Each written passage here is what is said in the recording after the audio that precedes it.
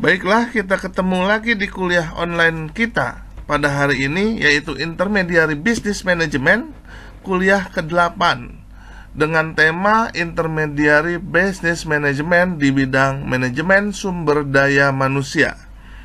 Sebelum kita mulai, please klik tombol subscribe-nya untuk mendukung channel ini lebih baik lagi dalam mendukung pendidikan di Indonesia.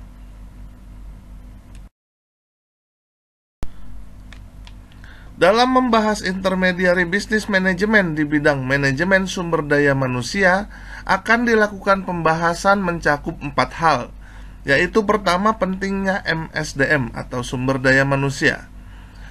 Yang kedua adalah definisi manajemen sumber daya manusia. Yang ketiga, intermediary business management di bidang sumber daya manusia. Dan yang terakhir adalah sumber daya manusia di era digitalisasi atau era revolusi industri 4.0.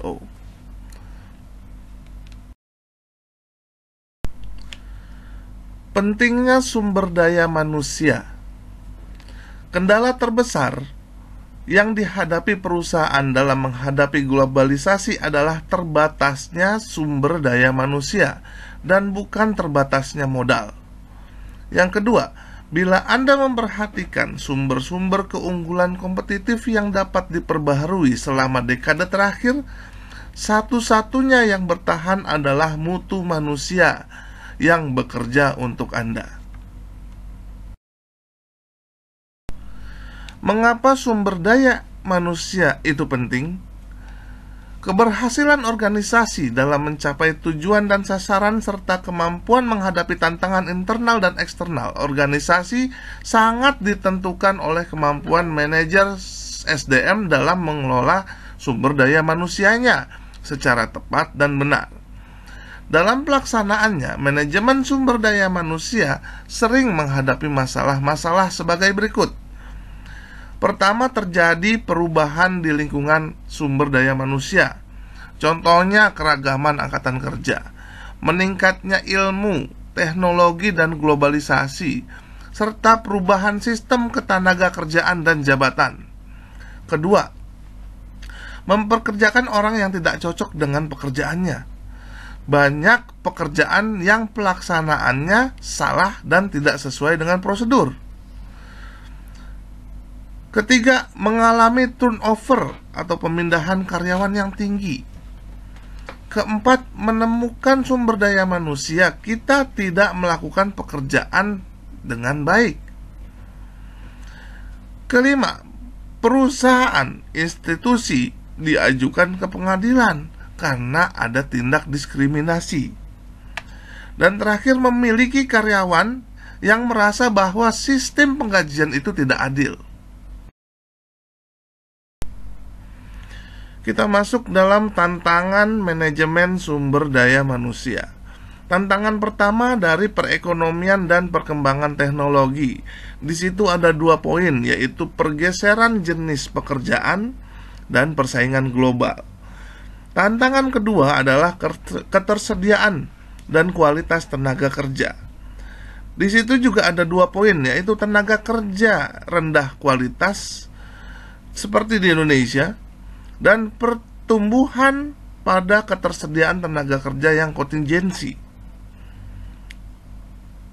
Tantangan ketiga, kependudukan dan masalah-masalahnya.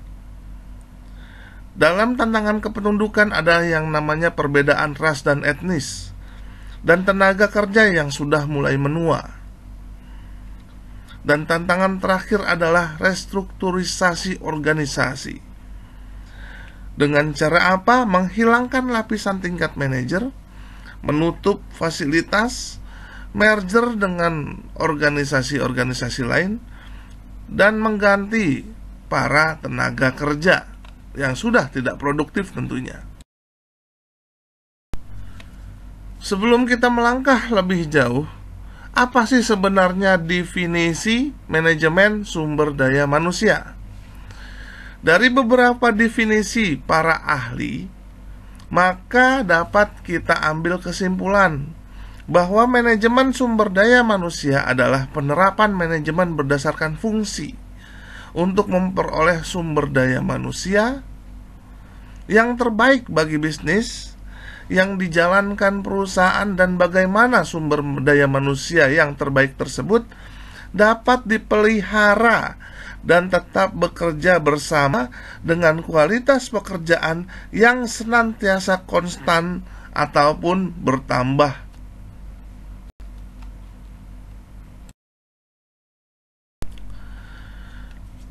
Fungsi manajemen sumber daya manusia.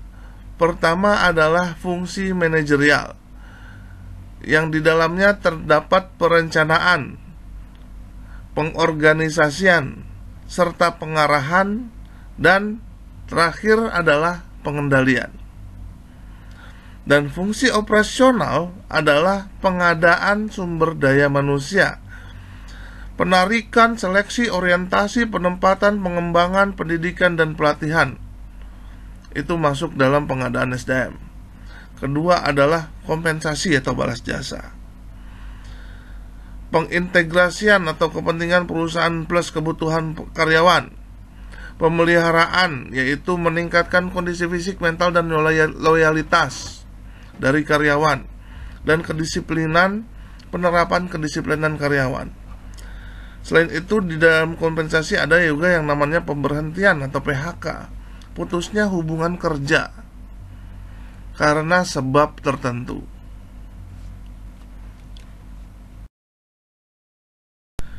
Rekrutmen. Untuk mendapatkan sumber daya manusia yang berkualitas, suatu perusahaan harus selektif dalam menjalankan proses rekrutmen, mulai dari skill, pengalaman, hingga sikap dalam bekerja para calon karyawan. Hal ini dilakukan agar karyawan dapat membantu tujuan yang dicapai oleh perusahaan. Selain melakukan proses rekrutmen secara mandiri, suatu perusahaan juga dapat melaksanakan atau menggunakan jasa outsourcing untuk mendapatkan karyawan yang berkualitas. Outsourcing biasanya digunakan oleh perusahaan untuk mendapatkan karyawan pada posisi-posisi tertentu, seperti cleaning service, security, resepsionis, dan lain sebagainya. Berikut ini penjelasan mengenai penggunaan outsourcing dalam proses rekrutmen calon karyawan.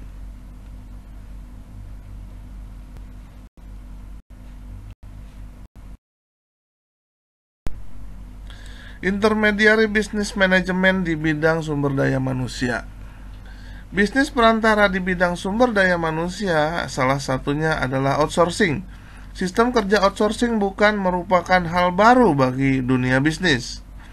Sama halnya seperti tenaga kerja full time. Yang membedakan sistem kerja outsourcing hanya pada jenis pekerjaan dan proses perekrutannya.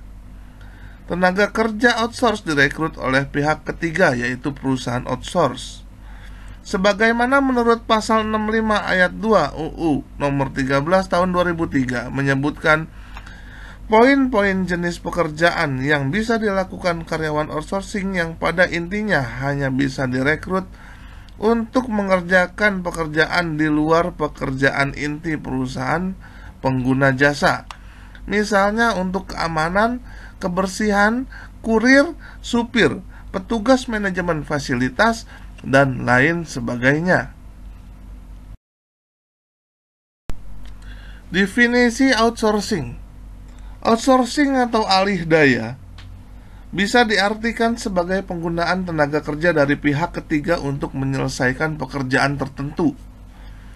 Karyawan outsourcing bernaung di perusahaan penyalur sebelum ditugaskan ke perusahaan yang membutuhkan atau klien atau user. Masa kerjanya tergantung pada jenis kontrak yang disepakati bersama perusahaan yang merekrutnya.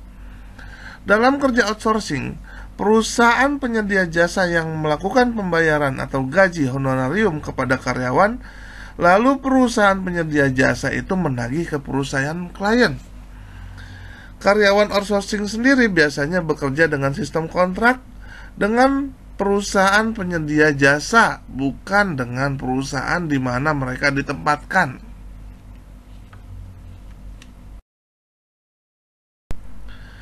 Kelebihan dan kekurangan outsourcing. Sistem outsourcing bisa menguntungkan tetapi juga bisa merugikan, baik dari sisi perusahaan maupun dari sisi karyawan. Nah, bagi sisi perusahaan, merekrut karyawan outsourcing bisa menghemat anggaran pelatihan, mengurangi beban rekrutmen, dan lebih fokus mengurusi kegiatan inti bisnis. Sedangkan kekurangannya adalah informasi perusahaan yang rentan bocor dan keluar, serta sistem kontrak yang singkat, sehingga bisa merepotkan jika harus berganti karyawan outsourcing. Sedangkan kelebihan dan kekurangan outsourcing bagi karyawan adalah sistem outsourcing tertentu akan membantu mereka mendapatkan pekerjaan tanpa harus memasukkan lamaran ke banyak tempat. Mereka juga bisa lebih fleksibel mengembangkan diri mereka, tidak terikat status pekerjaan tetap. Berpindah perusahaan juga bisa menambah relasi mereka. Namun di balik itu ada juga kekurangannya, yaitu melemahkan posisi tawar, tidak ada jaminan atau kepastian kerja, dan tidak ada jenjang karir dan kesejahteraan yang rendah. Kita masuk ke dalam revolusi industri 4.0. Globalisasi telah memasuki era baru yang bernama revolusi industri 4.0. Revolusi industri 1.0 terjadi pada abad ke-18 melalui penemuan mesin uap sehingga memungkinkan barang dapat diproduksi secara massal. Revolusi industri 2.0 terjadi pada abad ke-19 sampai ke-20 melalui penggunaan listrik yang membuat biaya produksi menjadi lebih murah.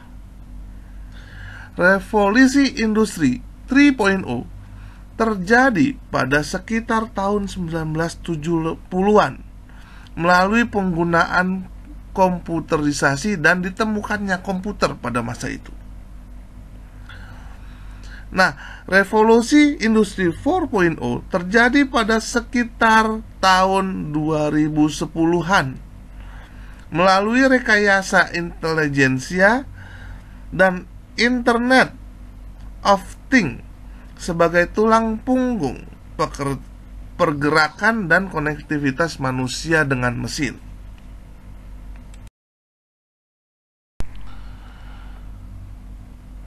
Peran SDM di era digitalisasi. Berbagai riset telah menunjukkan bahwa kualitas sumber daya manusia adalah kunci utama bagi keberlangsungan bisnis. Industri 4.0 menghadirkan inovasi dan pabrikan pintar. Transformasi digital pun menjadi sebuah keniscayaan yang tak bisa dihindari. Dan dunia SDM sedang berjuang mengikuti cepatnya laju perubahan teknologi. Pertanyaannya, apakah Anda akan menjadi tertinggal? Apakah peran Anda akan tergantikan oleh mesin? Dan akankah sumber daya manusia menjadi kurang berharga bagi organisasi? Mulai saat ini, peran SDM harus dapat merangkul industri 4.0. Pertama, peningkatan kualitas sumber daya manusia menjadi sangat penting, terutama karena Indonesia masih kurang, apalagi dalam memanfaatkan teknologi terbaru. Kecanggihan teknologi sudah tidak bisa dinegosiasikan lagi dalam kehidupan masyarakat, apalagi dalam dunia usaha, dan perlu disikapi secara matang dan tepat sasaran. Menyebabkan pentingnya menyiapkan SDM untuk punya bakat dan keterampilan. Dalam peningkatan SDM dimulai dari pendidikan, pelatihan, dan bimbingan bagi SDM. Dalam industri 4.0, modal dasar SDM yang harus dimiliki adalah keterampilan kelincahan dan budaya. Dengan latar belakang budaya yang berbeda, tetap bisa bekerja sama. Dalam hal ini, SDM merupakan peran yang terpenting dalam menghadapi era revolusi industri 4.0. The motivation for today. Some people dream of success, while others wake up and work hard at it. By Mark Zuckerberg, founder of Facebook. Maksudnya, sebagian orang hanya bisa bermimpi untuk sukses, tetapi sebagian orang bangun dan bekerja keras untuk mendapatkannya.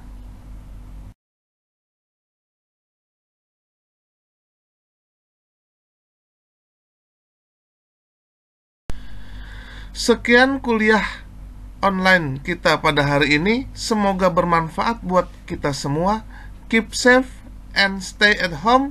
Maju terus pendidikan Indonesia, dan salam sukses selalu.